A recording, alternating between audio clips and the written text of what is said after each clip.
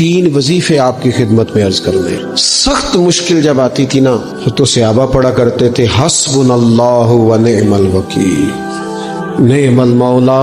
پڑھیے گا حسبنا اللہ و نعم المولا و نعم النصیر. اس کا معنی بڑا خوبصورت ہے. بالکل سادہ سا مختصر سا معنی کریں نا تو اس کا معنی یہ ہے میرے لیے اللہ ہی کافی ہے. اللہ میرا مددگار ہے، اللہ بہترین مددگار ہے، اللہ بہترین کفایت کرنے والا ہے. اس وظیفے کو نہیں چھوڑیں اور اس کے معنی سمیت اس کو یاد رکھیں.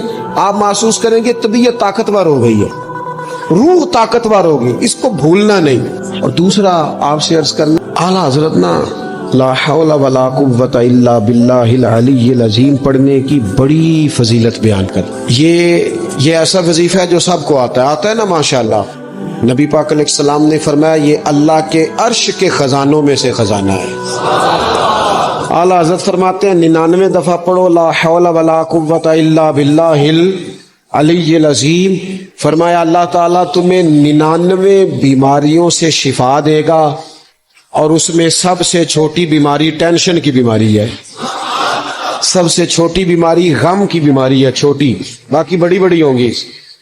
اس وظیفے کو نہیں آپ نے چھوڑنا اور یہ پابندی کرنی ہے، کریں گے انشاءاللہ تعالی.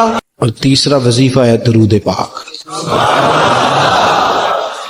یہ بندہ درود پاک پڑھتا ہے تو پتہ ہوتا کیا ہے، 1 بار پڑھو تو 10 رحمتیں، 2 بار پڑھو تو 3 بار پڑھو تو 4 دفعہ پڑھو تو پھر تو چاروں جانب رحمت ہی رحمت ہو جاتی ہے.